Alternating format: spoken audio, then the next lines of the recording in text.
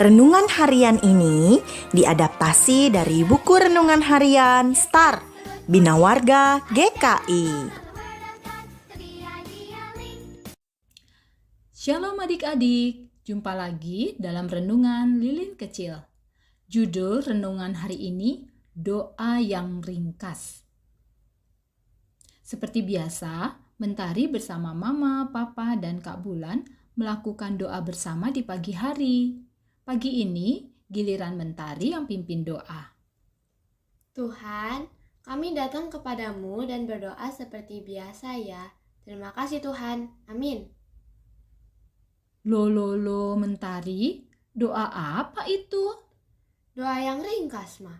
Kita kan sudah berdoa setiap hari, dan doanya isinya itu-itu juga, Ma. Jadi Mentari buat rangkuman supaya doanya lebih ringkas. Jadi cepet selesai deh. Bagus kan ide Mentari, Ma?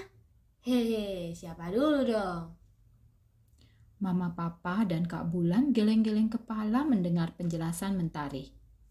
Bagaimana menurut adik-adik dengan ide Mentari merangkum doa supaya ringkas dan cepat selesai? Benarkah cara seperti itu? Meskipun Mentari sudah sering berdoa, bukan berarti berdoa itu dapat dilakukan semaunya atau asal-asalan. Sebaliknya, bila kita mau berdoa, kita harus sungguh-sungguh. Berdoa sungguh-sungguh artinya hati dan pikiran kita serahkan untuk dipimpin Roh Kudus. Firman Tuhan dalam Roma 8 ayat 26-27 berkata, "Demikian juga Roh membantu kita dalam kelemahan kita, sebab kita tidak tahu bagaimana sebenarnya harus berdoa. Tetapi Roh sendiri berdoa untuk kita kepada Allah dengan keluhan-keluhan yang tidak terucapkan. Dan Allah yang menyelidiki hati nurani mengetahui maksud Roh itu, yaitu bahwa Ia sesuai dengan kehendak Allah berdoa untuk orang-orang kudus." Nah, dari firman ini jelas adik-adik, Roh Kudus yang ada di hati orang percaya tahu kelemahan kita. Misalnya, adik-adik mau cepat-cepat ke sekolah karena sudah kesiangan bangun. Atau adik-adik mau ulangan, jadi pikirannya nggak fokus untuk berdoa. Atau lagi kesel sama kakak, jadi malas berdoa. Itu semua kelemahan-kelemahan yang membuat kita tidak bisa berdoa dengan baik dan benar. Bersyukur ada Roh Kudus yang Tuhan berikan untuk membantu kita berdoa kepada Tuhan. Sehingga kita bisa mengucapkan kata-kata dan permohonan yang sesuai dengan kehendak Allah. Jadi berdoa yang benar itu seperti apa, Ma? Ada dua hal Mentari yang Tuhan ajarkan dalam berdoa yang benar. Seperti dalam Matius 8 ayat 5-7. Pertama, berdoa adalah berbicara kepada Tuhan.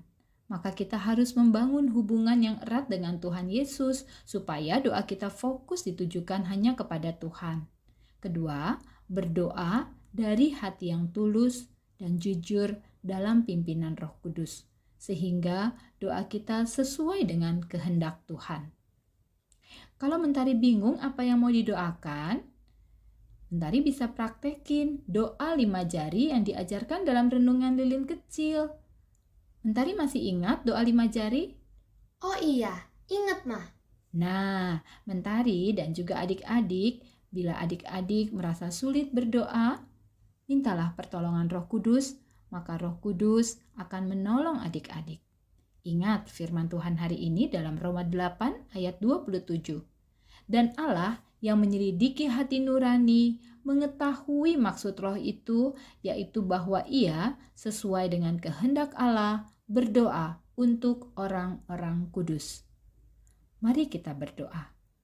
Bapa di surga, terima kasih Engkau telah mengutus Roh Kudus dalam hati kami untuk menolong kami berdoa, sehingga kami dapat berdoa yang baik dan benar. Dalam nama Tuhan Yesus, amin. Aku tahu Tuhan mendengar setiap doaku dan Tuhan melihat hatiku saat aku berdoa. Sampai jumpa di renungan lilin kecil berikutnya. Tuhan Yesus memberkati. I stand